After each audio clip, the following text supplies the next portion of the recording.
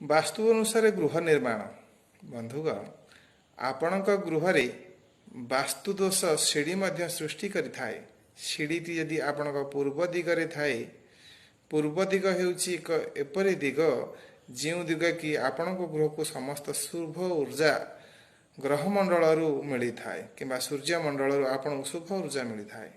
पूर्व दिग जदि बाधित हो जाए आपण साई पड़िशा सहित संपर्क विच्छिन्न हुए एवं आपणकर छवि दिन को दिन समाज रे मलिन हेबाको लागि थाए। जदि आपण बारंबार देखंतु कौन काम करने नुआ काम आरंभ करने चेष्टा करते से आप सफल हेबे नहीं।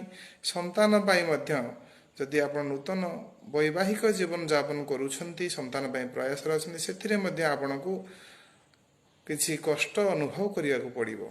जदि पूर्व दिगरे टॉयलेट थाए किंबा ऐशान्य कोण को बेडरूम करी आपण सोउथांती संतान पाई मध्य आपण बारंबार चेष्टा करले मध्य गर्भ नष्ट होई थाए। पूर्व दिगर सीढ़ी घर को भविष्य में जी उन्नति करने कथा से पारती ना। प्रत्येक क्षेत्र में बाधा सृष्टि हुई एवं पिला मानकर भविष्य शिक्षा एवं बुद्धि विवेक प्रति तांकर से बाधा सृष्टि हुई से विकसित हो पारना। ए परिस्थिति कौन करेंगे प्रतिकार? सूर्य यंत्र पूर्व दिगरे स्थापन करंतु।